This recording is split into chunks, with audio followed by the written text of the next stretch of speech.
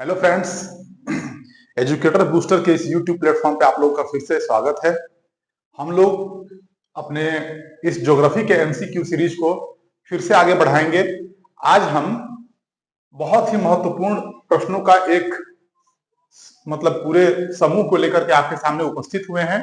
इस प्रश्न में ऐसे चीजों को शामिल किया गया है, इस सीरीज में ऐसे प्रश्नों को शामिल किया गया है जो कहीं ना कहीं परीक्षा में पूछे गए हैं।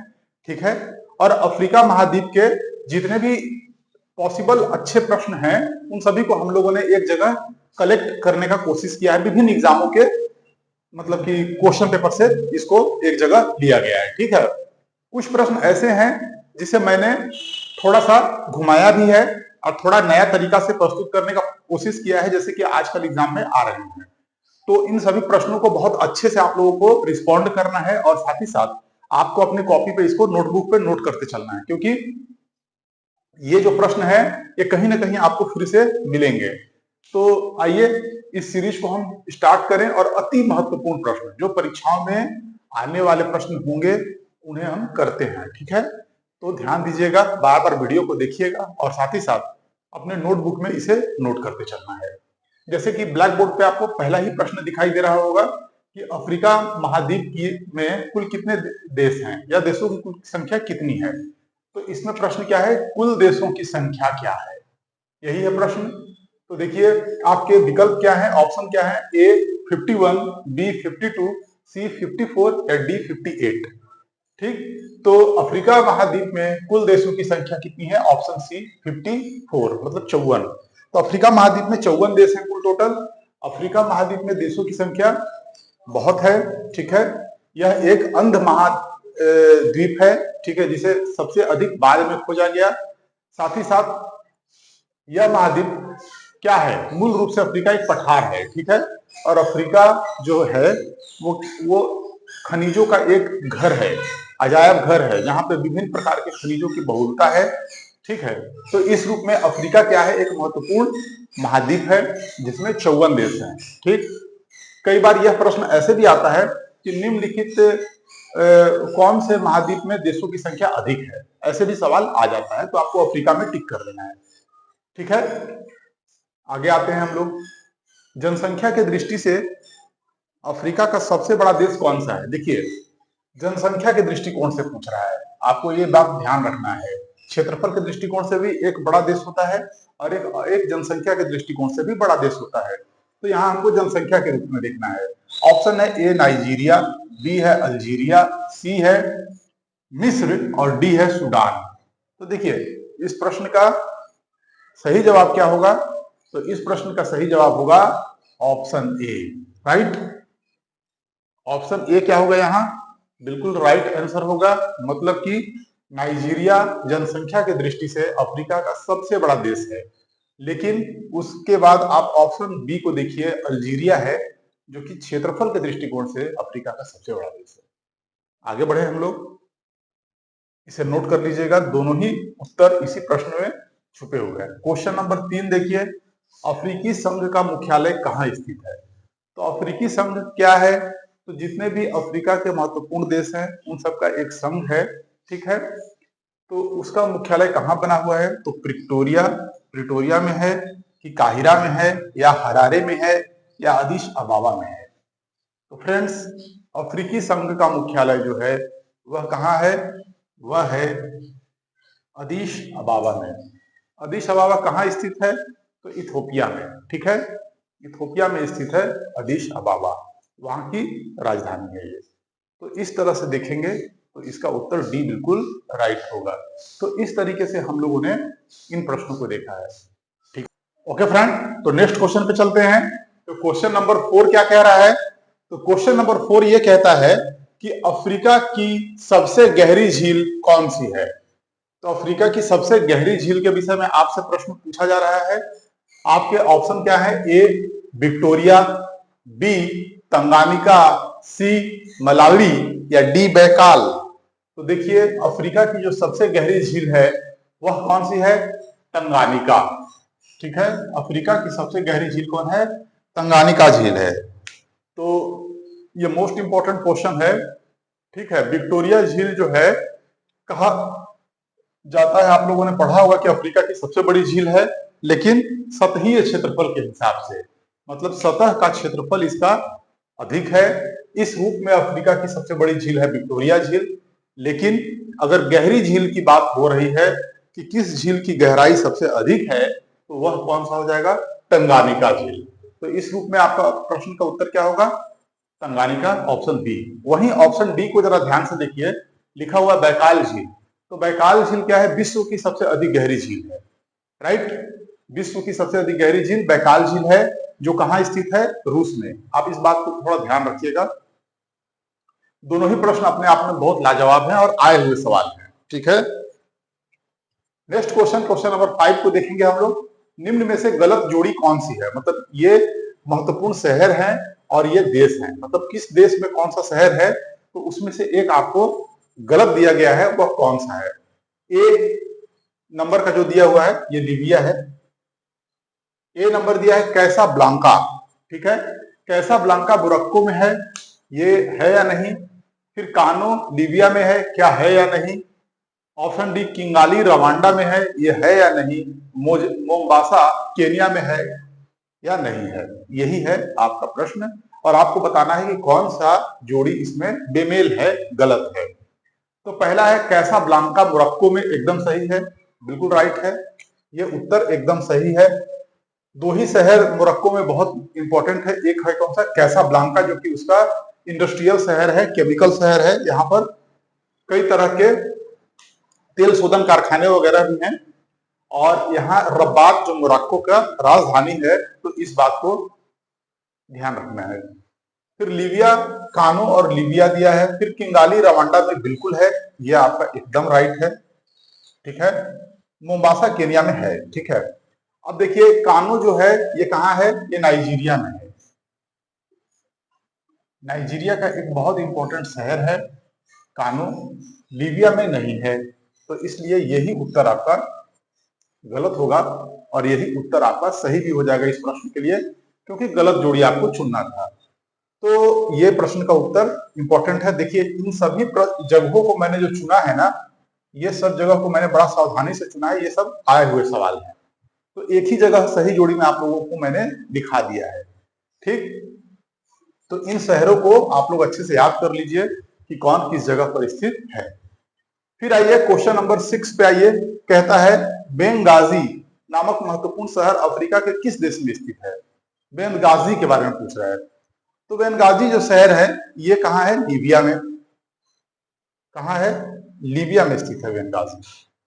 आप लोगों ने अभी से कुछ सालों पहले, ठीक है, बहुत चर्चा में होता था बेंगाजी शहर, और जो समझ गए, जो कि किसी भी देश के अंदर एक जो युद्ध की स्थिति हो जाती है समाज के अंदर, ठीक है, दो गुटों के बीच में, है ना, तो वही स्थिति हो गई थी लीबिया की, जब जनरल गद्दाफी यहाँ के प्रमुख थे। और फिर यहाँ पर जो हुआ था वो तो सभी को पता है, गृह युद्ध की स्थिति आ गई थी। बेंगाजी एक महत्वपूर्ण शहर है जो लीबिया में स्थित है, इस बात को ध्यान रखना है। और ट्यूनीशिया भी एक महत्वपूर्ण शहर है, ये तो एक मतलब चिंगारी का कार्य किया था, यहीं से अरब स्प्रिंग नामक ये घटना जो घटी थी वह यहीं से प्रारंभ हुआ था। अरब स्प्रिंग, अरब स्प्रिंग कुछ और नहीं है, मतलब एक सुधारवादी कदम के रूप में जो लोग सुधार चाहते थे, ठीक है, तानाशाहीपन से छुटकारा, या फिर कुछ भी चीज जो समाज के अंदर जो बुराई है, या फिर सत्ता को जो हस्तांतरित करने का जो तरीका है वो लोकतांत्रिक रूप से नहीं है, तो उसे लोकतांत्रिक बनाने का के लिए आवाज उठाए थे। तो सबसे पहले आवाज ट्यूनीशिया से ही उठाया गया था, जो कि पूरे अरब देशों में फैल गया, इसीलिए इसे अरब स्प्रिंग के रूप में जानते हैं। तो इसलिए आपका उत्तर यहाँ लीबिया होगा सही, ठीक है। तो आगे हम लोग चलें, तो आगे हम लोग फिर से बढ़ते हैं और नेक्स्ट क्वेश्चन पे आते हैं।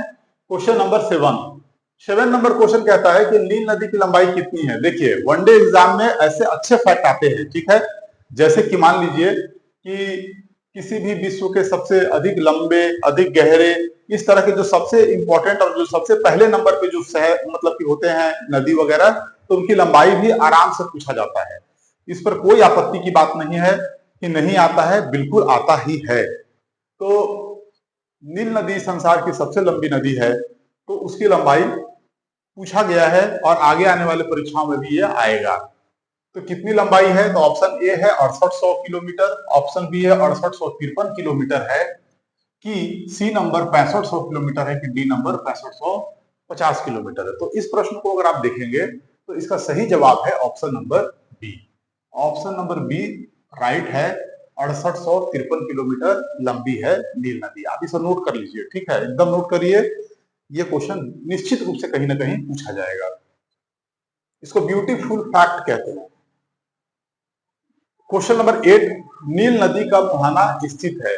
अब नील नदी बहती हुई कहां गिरती है? ठीक है, अपने जल को कहां पर विसर्जित करती है, अपने जल को कहां गिराती है और किस जगह वो मिल जाती है?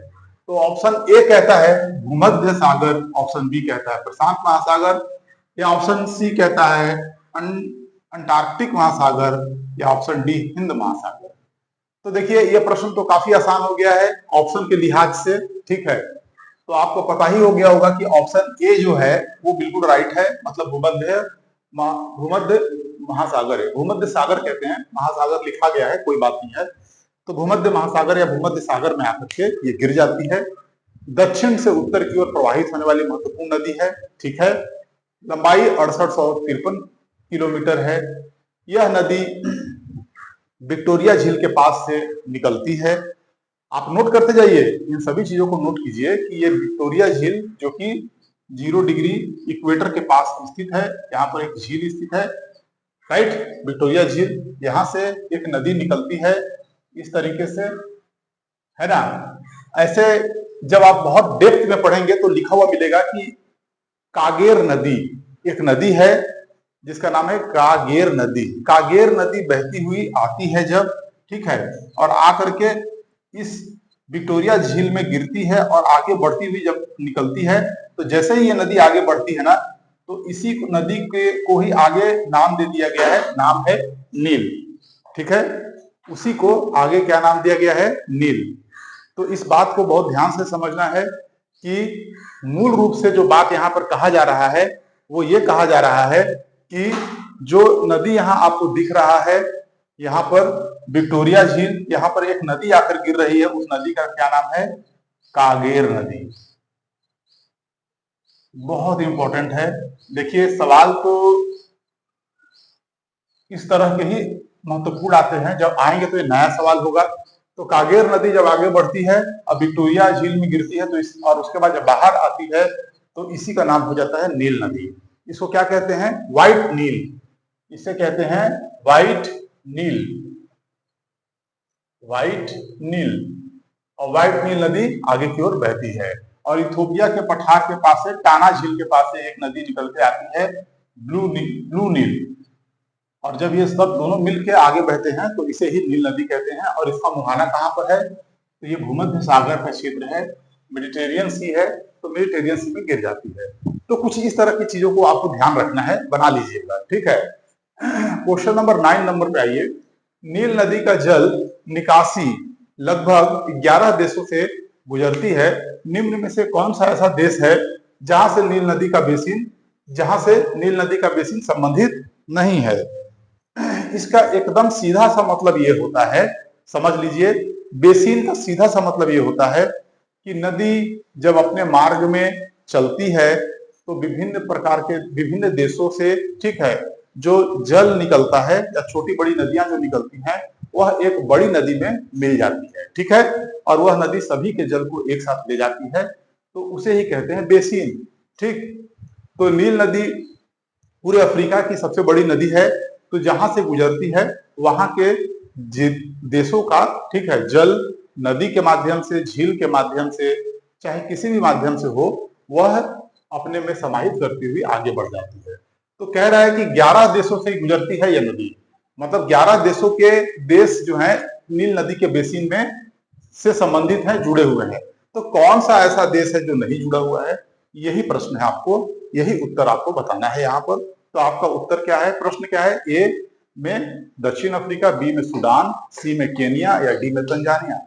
तो मैंने ऑप्शन बड़े आसान बनाए हैं। यहाँ से थोड़ा सा भी जो लड़का अगर कभी जिंदगी में मैप देखा होगा वो कभी प्रश्न को गलत नहीं करेगा। ये हो सकता है कि प्रश्न यही रहेगा और क्वेश्चन को जो सेटिंग करेंगे वो कनिष्ठ रूप से ऑप्शन बना सकते हैं। राइट, आपको गलती कराने के लिए। तो यहाँ पर तो ऑप्शन ए ही राइट होगा, ठीक है, कि दक्षिण अफ्रीका जो है वो अफ्रीका का सबसे दक्षिणी जो देश है वो है उसके, और यहाँ पर ये संबंधित नहीं है, बाकी सभी देश क्या है, संबंधित है इनके बेसिन। तो आप देख भी सकते हैं 11 देश को, आप देखिएगा मैप पे खोल के तो आपको समझ में आएगा, राइट। चलिए ठीक है फ्रेंड, तो नेक्स्ट क्वेश्चन पे आते हैं हम लोग, क्वेश्चन नंबर 10, जो कि आज के इस सीरीज का अंतिम सवाल है, लेकिन सबसे इंपॉर्टेंट सवाल है। क्या कह रहा है कि नील नदी, निम्न में से नील नदी की उत्पत्ति किस नदी से मानी जाती है? निम्न में से किस नदी से नील नदी की उत्पत्ति मानी जाती है? मतलब कौन सा ऐसा नदी है जो आगे चल के नील नदी के रूप में बदल जाता है, यही सवाल है, ठीक है। आपके ऑप्शन क्या है? ए नंबर ब्लू नील, राइट, ब्लू नील। बी नंबर में अटबारा नदी, बहुत इंपॉर्टेंट नदी है अटबारा, आप लोगों ने सुना नहीं होगा, अटबारा नदी। या सी नंबर कागेर नदी, या डी नंबर व्हाइट नदी।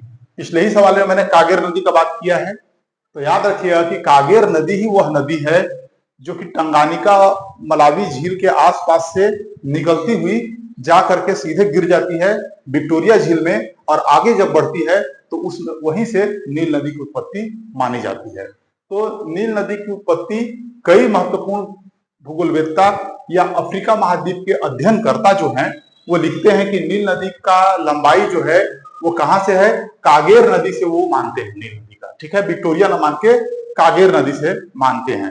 तो आपको याद रखना है कि कागेर नदी ही ऐसी नदी है जो कि नील नदी की उत्पत्ति की मूल स्रोत है, राइट। तो इस रूप में सी ऑप्शन बिल्कुल राइट होगा। तो फ्रेंड, आज के इस संक्षिप्त लेकिन अति महत्वपूर्ण सीरीज को हम लोग यहीं पर विराम देंगे, और आपसे यही आशा है कि आप इसे बार बार देखेंगे और यहाँ से जो भी उचित फैक्ट जो आप लोग को याद ना हो उसे आप नोट करके, ठीक है, अपने नोट्स को और अधिक क्या करेंगे, इनरिच करेंगे, पूरा करेंगे। मुझे पूरा आशा है कि यहाँ से सवाल जरूर आपको मिलेंगे परीक्षा में, तो आप लोग ध्यान से पढ़िए और बार बार रिवीजन कीजिए, ठीक है। Okay, thank you very much.